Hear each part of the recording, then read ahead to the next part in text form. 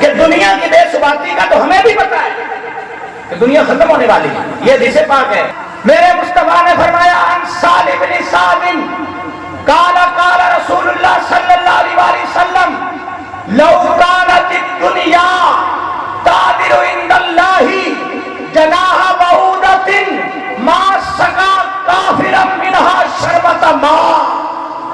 اللہ کے محبوب فرماتے ہیں اگر اس دنیا کی ویلیو اور قدر، اس پیسے کی، اس مکان کی، اس دنیا کے جاہ و جلال کی، دنیا کے کمال کی، دنیا کی دولت کی، دنیا کے سونے کی، دنیا کی چاندی کی، دنیا میں معدنیات کی، دنیا کے اندر جو جو اللہ پاک نے خزانے عطا کیے ان سب کی اللہ کی بارگاہ میں اگر ایک مچھر کے پر کے برابر بھی ویلیو ہوتی نا تو اللہ کافروں کو ایک گھونٹ پانی بھی نہ پینے دیتا.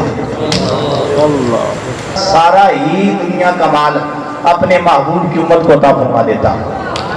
لیکن پتہ کیا چلا کہ دنیا کی ویلیو رب کی بارگاہ میں ایک مچھر کے پر کے برابر بھی، بولے مچھر کے پر کے برابر بھی. اگلی حدیث پاک سنیں. یہ جامع ترمذی کی کتاب ہے اور جامع ترمذی کا صفحہ نمبر 507 ہے.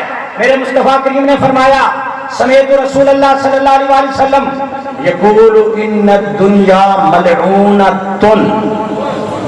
یہ لفظ ہے حدیث کے جس کے لیے آج سارا دن محنت ہو رہی ہے، سارا دن کوشش ہو رہی ہے، پیسہ کمانے کے علاوہ سوچ ہی کوئی نہیں. اللہ کے محبوب نے فرمایا ساری دنیا ہی ملعون ہے، ساری دنیا ہی ملعون ہے. یا رسول اللہ کیا ساری چیزیں ملعون ہیں؟ سرکار نے کہا نہیں، چار چیزیں ملعون نہیں ہیں.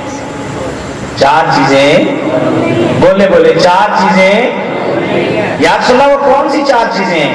میرے مصطفیٰ کریم نے فرمایا الا ذکر اللہ. اللہ کا ذکر ملعون ہے. بولے اللہ کا ذکر ملعون ہے.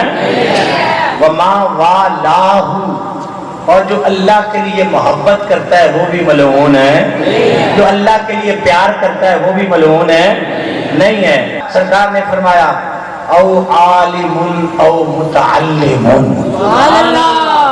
عالم بھی ملعون نہیں ہے، طالب علم بھی ملعون نہیں ہے. عالم پر بھی اللہ کی رحمت ہے اور طالب علم پر بھی اللہ کی، بولے اللہ کی.